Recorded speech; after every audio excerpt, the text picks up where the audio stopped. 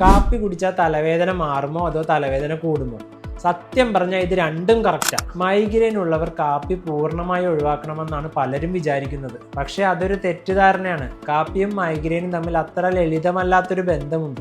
ചില ആളുകളിൽ മൈഗ്രെയിൻ തലവേദന തുടങ്ങുന്ന സമയത്ത് കാപ്പി കുടിക്കുന്നത് വേദന സംഹാരികൾ പെട്ടെന്ന് ഫലം ചെയ്യാനും ആശ്വാസം കിട്ടാനും സഹായിക്കും. എന്നാൽ നേരെ മറിച്ച് അമിതമായി കാപ്പി കുടിക്കുന്നതോ കൃത്യമായ ഒരു സമയമില്ലാതെ കുടിക്കുന്നതോ അല്ലെങ്കിൽ ദിവസവും കാപ്പി കുടിക്കുന്ന ശീലമുള്ളവർ അത് പെട്ടെന്ന് നിർത്തുമ്പോൾ മൈഗ്രെയിൻ കൂട്ടാനാണ് കാരണമാകുന്നത്.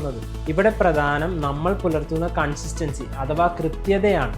ദിവസവും 1-2 കാപ്പി കുടിക്കുന്നത് കൊണ്ട് നിങ്ങൾക്ക് പ്രശ്നമൊന്നുമില്ലെങ്കിൽ അത് പെട്ടെന്ന് നിർത്തേണ്ട ആവശ്യമൊന്നുമില്ല. പക്ഷെ അളവ് കൂടുന്നതും പെട്ടെന്നുള്ള മാറ്റങ്ങളുമാണ് വില്ലന്മാരാകുന്നത്. അതുകൊണ്ട് കാപ്പി നിങ്ങളുടെ ശത്രുവല്ല, പ്രശ്നം കാപ്പിയുടേതുമല്ല.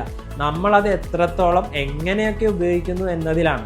വെറുതെ കേട്ടുകേൾവികളെ വിശ്വസിക്കാതെ നിങ്ങളുടെ ശരീരത്തിന് ചേരുന്നത് എന്താണെന്ന് തിരിച്ചറിയുക.